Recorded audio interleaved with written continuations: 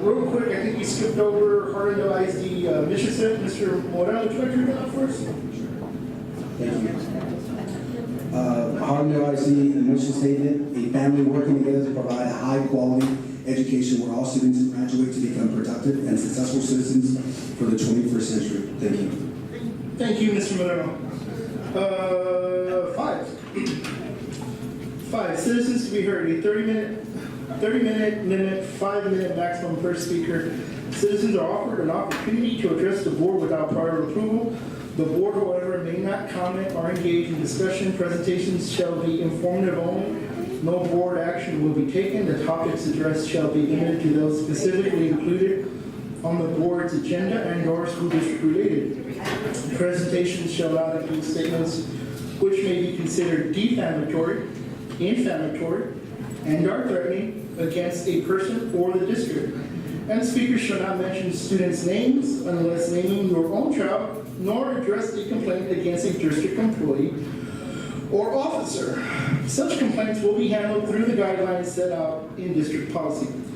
At all other times, members of the public shall not enter into any discussion or debate on matters being considered by the board. Okay. First up on citizens to be heard is Ms. Karina Salcido.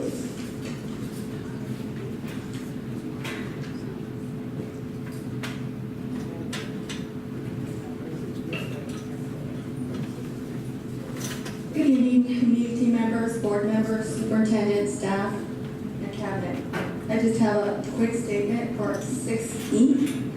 The 100 acres plus owned by Hardendale Independent School District near Academy off 410.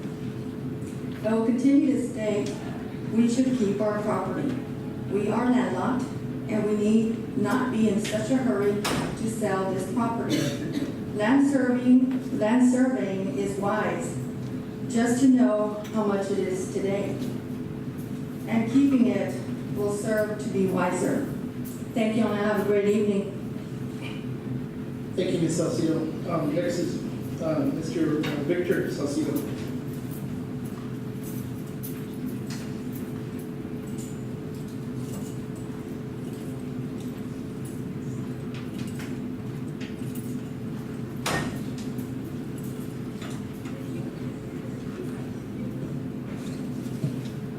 Good evening, board members.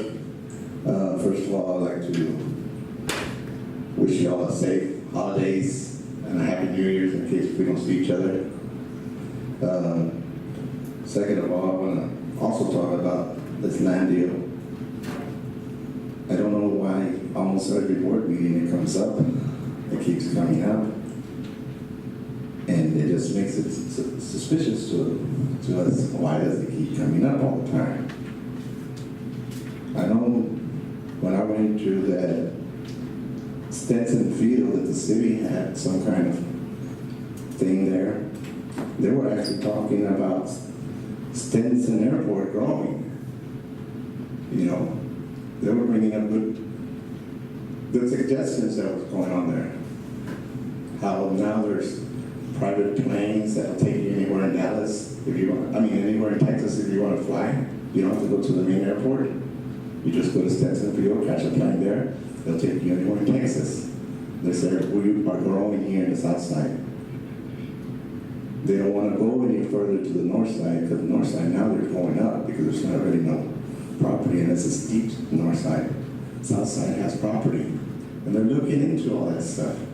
And here we want to sell this property to some individuals or somebody was really pushing it. Because if they weren't pushing it, this thing would not be on the agenda and I'm almost every board meeting. So I'm just asking, let that thing slide for a little while and let's concentrate on our students' education. Let's put our money somewhere else where we really need it. So I hope this new year, I call it New Year January, you know, we start thinking about the education and stuff like that instead of trying to sell property that we're actually buying property because we need more property at Homedale, we need more property everywhere. So maybe just think about it. Have a happy New Year's. Thank you. Thank you, Mr. Salcido. Ms. Gina Castaneda, please.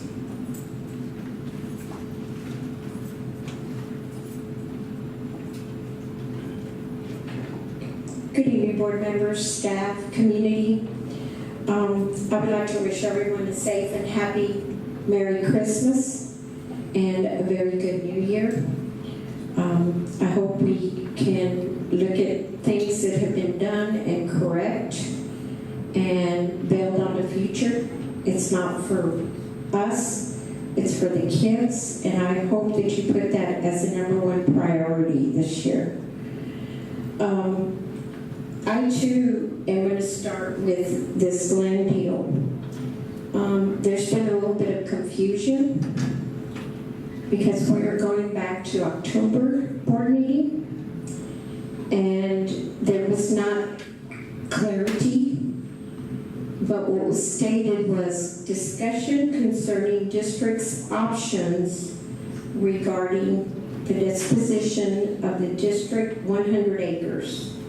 This was on October 16. I know that y'all came back and said we were going to table, and you did. Now I came back on November the 13th, and again, item 10D, and I'm documenting this because I know that there's some maneuvering going around, and you want to play the maneuver game? Let's play it. I'm not shy because if you go back to your tapes, there are things that were being said about selling the land and about doing this and about doing that. So y'all need to be careful on what you say and what you state and what you put on the board agenda. It's pretty serious when you start trying to maneuver and not put the correct wording on an item. You have to be clear and concise, and it hasn't been clear and concise. Today, I was surprised that you actually put for surveying of land. Land to survey is pretty expensive. Why do we need to survey land if you know you have X number of acres? You go to the Bear Appraisal District and you can see the land in there. It's already been plotted, or platted, should I say. Let me correct myself. So what's this thing that y'all want to separate? Y'all want to do this, y'all want to do that? Think about how much money it is costing to get this survey. It's not cheap. You're looking anywhere between $75,000 to $100,000. You take a look at that. Unless y'all are doing things again, you know someone is someone that's going to do it for a price. So, if you look at it, there is a game. So I would like for that money to be put to better use. Because why are you surveying the land when you can go to Bear Appraisal District and get an evaluation of it? I did to parts of it, not to all of it, but I did. And you got some commercial property in there too. I would suggest you hold the land for its evaluation. It's going to go up in price. Be too smart. Save the money, give it to the kids. Because I don't want to hear the kids don't have enough money when everybody's in a wild goose chase out doing something else. The second thing I want to talk about. Give about 30 seconds. October the 28th was our last board bond oversight committee meeting. It is incumbent about the district being, again, clarity to the oversight committee members. And the third one, I'll just leave it at that. I hope we have one. The third one is Ms. Board President. When are we going to have reorganization of the board? Is my question. We had an election, we didn't have it because it was going to be a recount. The recount happened, and it's here it is, December, and no reorganization. Thank you. I have one more, I think I might have one more person. It looks like they either crossed their name out or didn't finish their, are we missing anybody for Citizens Bureau? Okay, moving on. Item number 6, information and discussion. 6A, curriculum meeting minutes. Mr. Ricardo Moreno. All right, good evening, everyone. Just to preface this, we were scheduled for a meeting like a week ago, I think on the 11th, if I'm correct, Mr. Eagles. We decided to not meet since we had met the previous or prior, the 2 weeks prior, so it would have been the same kind of redundant information being presented. But on the 28th of November 2017, I called to order the meeting at 5:35 or 5:33 p.m. Ms. Gallo and Mr. Tejeda were not in attendance. There was no citizens to be heard. The following items were reviewed and discussed. The first being an audit that I had suggested myself and Mr. Tejeda. That information was based or gathered by Ms. Gallegos, and she made contacts with various districts as well as TASA. The cost of the audits is based on the number of campuses and in addition to the size of the district. Bernie ISD indicated that they used TASA and the cost was approximately about $45,000. TASA did give an estimate of $826,000 for Harlandale ISD, an approximate number in terms of how what the cost would be for this type of audit. As per the board member request, Killeen ISD was also contacted for audit information. They did a more holistic approach in terms of using the Gibson Consulting Group, which I personally saw the presentation on curriculum, special education, finances, operation, which is about $200,000. So it's a much more larger and more thorough audit. But in focusing on what I was wanting, and I think myself and also Mr. Abundis, was that we were wanting to evaluate the efficiency and productivity of curriculum. We'd like to further discuss the possibility with other members of the board. Ms. Gallegos recognized that we do have deficiencies based on our current data and had practices to target those areas, which I dutifully noted it. And it was mainly for just trying to figure out exactly what additional support we would need to provide to our staff in order to put our students in a position to be successful. Mainly based on their organizational structure. The focus on my idea was mainly seeing whether or not we had each staff member that was at the campuses that had the specific credentials and certifications. If we needed to mix around, open up other classes just to alleviate some of the numbers, among other things, just seeing if we're using our resources efficiently and effectively in order to better the situation for our campus, our principals, and our students. Mr. Monaco asked what the timeline would be for the discussion with TASA. They said approximately about 3 days, additional time for reporting the information to the district. In addition to that, I mentioned that it's not going to be used as a finger-pointing tactic in order of showing that we got you in terms of the campuses and the principals and administrative staff. It's mainly just seeing what we need to do to fix any type of gaps that we have within our classroom organizational structure. Or campus organizational structure. Consideration was given to TASA to attend the next meeting to present the entire committee for possible next steps. Ms. Gallegos indicated she would contact TASA to ask that they would present and would share information via HH to additional to all the other board members as well. Ms. Wolf discussed the process for our district improvement plan, our DIP. A comprehensive needs assessment was conducted with input from staff, students. So it's kind of similar, but it's a different type of actual assessment. The Commissioner of Education has identified state strategic priorities which schools could align into their future planning. They included recruiting, supporting, retaining teachers and principals, building a foundation of reading and math, connecting high school to college and career readiness, and improving low-performance schools. District goals were aligned to board goals along with TEA strategic priorities. HISD board district goals focus on staff development, college and career ready, fiscal responsibilities, innovative instruction, and community involvement. The district also completed an equity plan which focused on teaching staff at campuses with a high percentage of low-income students. Plans will be continued to be implemented and monitored. Campus improvement plans and district improvement plans will be submitted for board approval at the December board meeting. PBMAS was discussed. Students' performance by program is analyzed to include the BE, ESL, special ed, CTE, Title I, and migrant.